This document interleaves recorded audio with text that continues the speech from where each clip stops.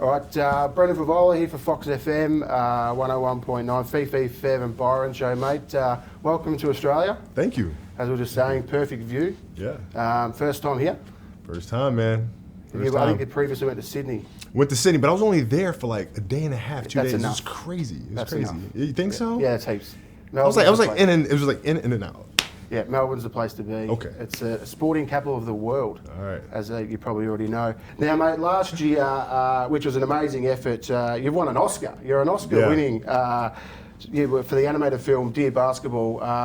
Any more plans on making any more films? Yeah, a lot actually. So we've built a studio, entire company, and our company is just based on storytelling. And Dear Basketball was the first project that we launched, and we have more coming. We have a novel series coming out March 19th called the Roller Be Wizard series, which is focused on basketball and magic. Yeah. And kids dealing with their inner fears and being able to face those to help them become better basketball players, but more importantly, better people.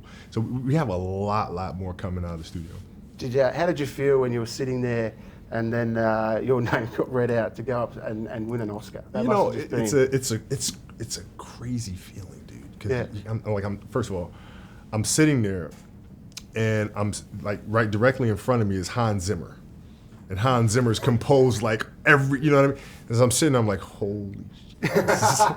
You know what I mean? And I'm looking around the room, and there's all of these Oscar winners, multiple Oscar, Meryl Streep, everybody's there, and I'm just sitting. I'm just happy to be there. And then when the category comes up, there's like a rush of like nervous energy that comes. Did you ever have that playing basketball? Not like that. Yeah, not like that. Because basketball is a sport that you can control relatively. Yeah.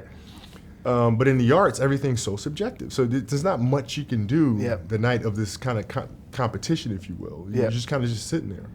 And so when they, Luke Skywalker of all people, you know what I mean, read your name, and I was like, oh, what? Yeah, like this literally happened. Yeah, that's what I felt like. That's what I felt like. Now, fast forward a year, you walk into that same room, and you're an Oscar winner. Did you look at everyone and go, "Yeah, I won one of those babies"? No, it's like we talked about it in when we were building the studio and after I wrote Dear Basketball and saying, okay, the craziest thing in the world would be if we actually won an Oscar. If we won an Oscar, that's it. We're not even. That's it. Studio's done. Shut it down. Pack it up. Right. And then, whoa, wait, we just won one. And then you kick in, you're like, all right, well, we got to keep writing because we don't want people to think that this was like some kind of a fluke or something like that. And so it made us more hungry and more driven to create. And more. I'm tipping it'd be exactly the same as basketball. You win one championship. People always go, in AFL, in our circles, they win one and they go, oh, they'll get a hangover next year and they won't perform as well because the hunger's not there. Yeah. But the real champions train harder, work harder, and you're probably one of the hardest trainers of all time because you want to win more. Well, the thing is that you like, if you truly love what it is that you're doing, then that's never an issue, right? So like, there's some athletes that love playing the games and playing in the championships, but don't really love training. Don't love being in the track at 4 o'clock in the morning when nobody's around. You sound like you're talking to me. Don't love, but everybody's different though. You know what I'm saying? So like, for me, I love the process of it. And so the same thing with the studio. I enjoy editing. I enjoy sitting there and writing and rewriting and writing and rewriting and outlining. That stuff's fun. And so when we sit there and we try to create a piece of art that is the best possible work we can do. If this is the best that we can do, then we're fine. We can move on to something else. When you were sitting there writing it in the studio, did you think Dear Basketball would have the effect that it did?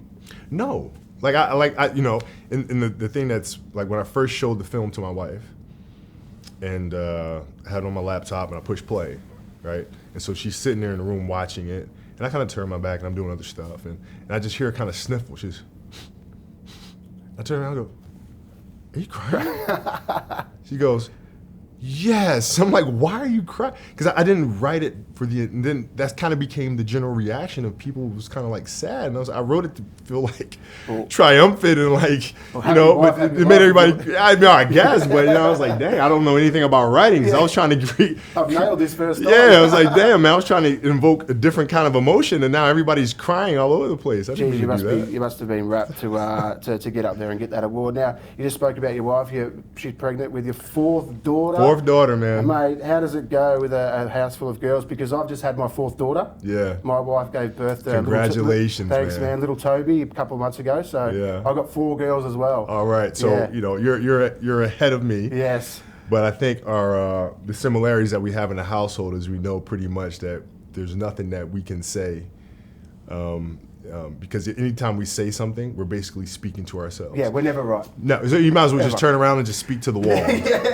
Because like nobody's listening to you. Nobody's listening to you. I often do that. I say something to my kids, and they don't do anything because I'm fun time dad. Yeah, you don't. But then when listen Mum to you. says something, they do it. Oh yeah, they don't listen to you. I'm like, how does that work? No, they don't listen to you. And my kids are coming to me and go, "Hey, Dad, can I have some ice cream?" I'm like, yeah, I think you already ate dinner. I think it's cool. And they go, Mom, can I have some ice cream? I'm like, dude, you just asked me. I said, yeah. I said, no, we got to check with Mom first. I said, what did you ask me for? I mean, it's crazy. So any of the girls basketballers, are they athletic?